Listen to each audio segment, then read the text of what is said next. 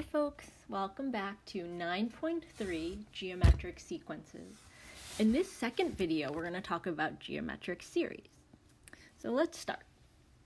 We have two different types of series, okay? Just like we saw with arithmetic series, we can have a finite one, where we have a limited number of terms that we add together, or we can have an infinite number of terms, okay?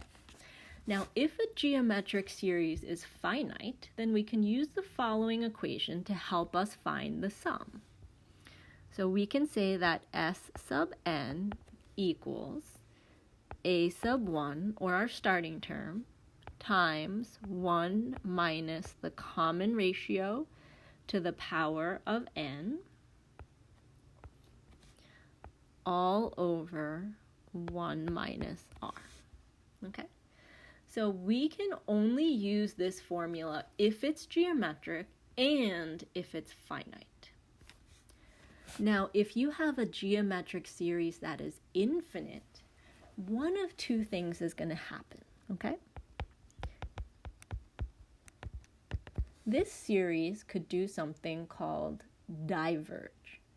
And like with the arithmetic sequences and series, that means that this series will go to positive infinity or negative infinity when we add them together. And so we say that that is called diverging because it doesn't add up to a single number.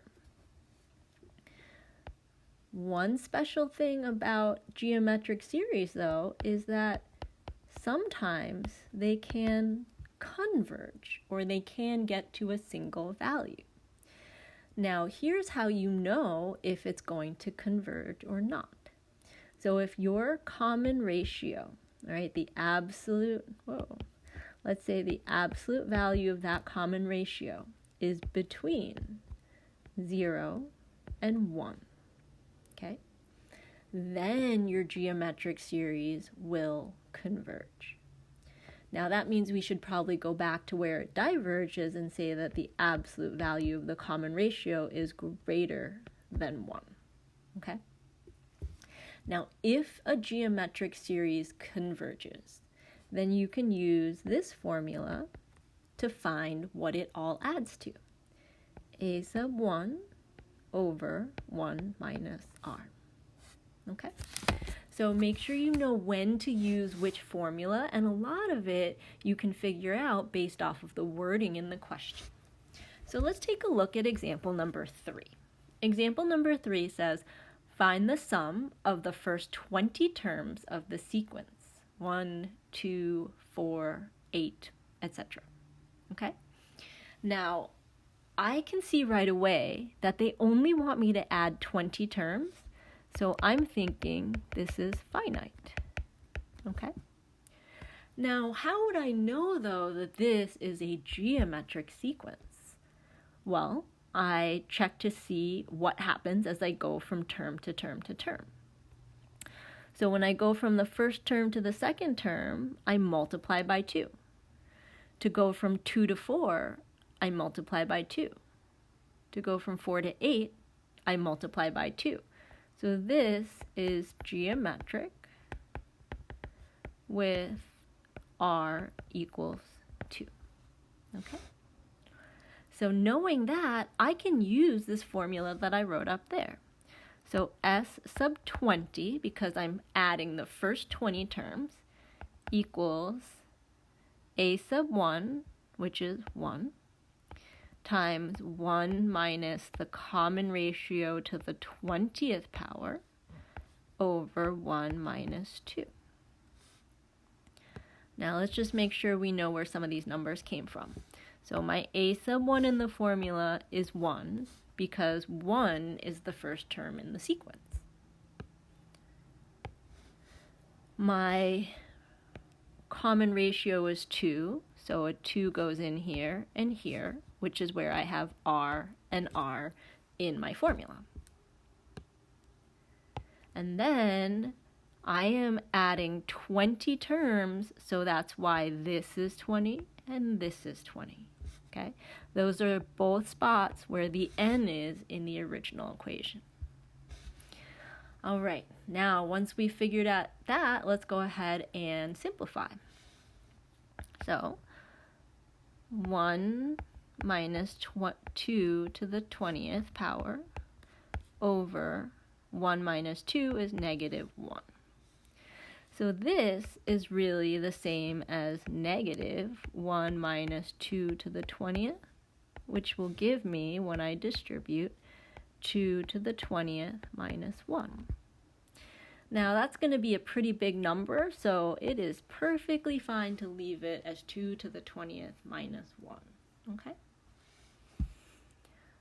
All right, so again, we knew that this was a finite series because they told us how many they wanted us to add. We knew that it was geometric because we looked at the pattern of numbers and we were able to identify a common ratio.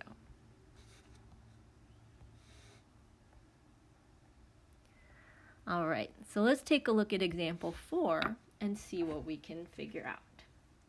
So in example number 4, it says, given the series, the sum from n equals 1 to n equals infinity. Infinity.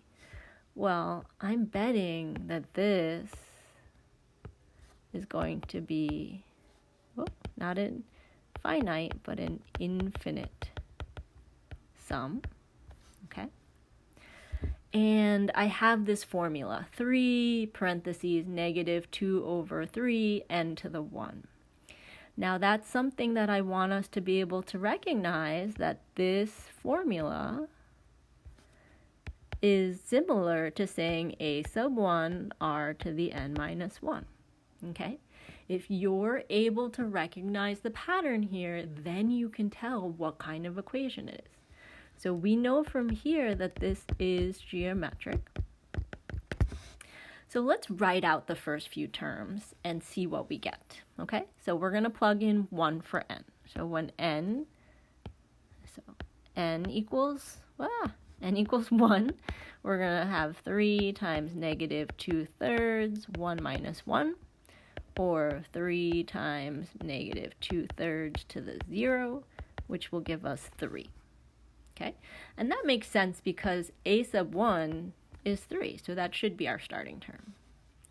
Let's find a sub 2. 3 times negative 2/3, 2 minus 1. Well, that gives me 3 times negative 2/3 to the first power, or I get negative 2. All right, let's do a sub 3 and a sub 4 just to try a few more. 3 times negative 2/3 to the 3 minus 1 will give me 3 times negative 2/3 squared,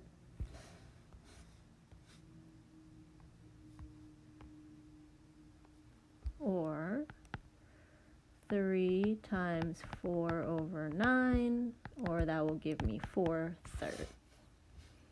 And let's do one more. A sub 4 equals 3 times negative 2/3 to the 4 minus 1, or 3 times negative 2/3 to the 3rd, okay? Or 3 times negative 8 over 27, which will give me negative 8 over 9, okay? So I've got my first few terms here, 3, negative 2, 4/3, negative 8/9. All right, now let's go ahead and find the sum of this infinite series. So before we do that, let's go back up, okay, and make sure that we can find the sum, because our choices are either it diverges or it converges. So it seems to me we need to figure out our common ratio. If our common ratio is between 0 and 1, like the absolute value of it is between 0 and 1, it will converge. But if that absolute value is greater than 1, then we have to say it diverges. There will be no sum. All right, so what is our common ratio? Our common ratio is negative 2/3. So is that absolute value between 0 and 1? And yes, it is, because the absolute value of negative 2/3 will be 2/3. That means that our series converges, and we can use the formula S equals a sub 1 over 1 minus r. That will give us, let's see, our first term is 3 over 1 minus negative 2/3, which is 3 over 1 plus 2/3 is 5/3, which equals 3 times 3 over 5, which gives me 9/5. So as crazy as this seems, if I wrote out every single term in the entire sequence and I added them all up together, I would get 9/5. That's pretty cool, okay? It's pretty special too. It doesn't happen for every single sequence. It happens for special cases. And so in the scope of what we're learning, a geometric series that has a common ratio between 0 and 1 will converge, okay? All right, we got one last question here. What would make this infinite series diverge? All right, so we've kind of started to answer that. It would diverge if the absolute value of the common ratio were greater than 1. So let's say that I had, if r equaled negative 3/2, so just the reciprocal of what I had, then it would not converge, it would diverge, all right? So it diverges when that common ratio has an absolute value that's greater than 1, okay? All right, folks, that's it for geometric sequences. If you have any questions, send me an email and I'd be happy to help you out. Thanks so much.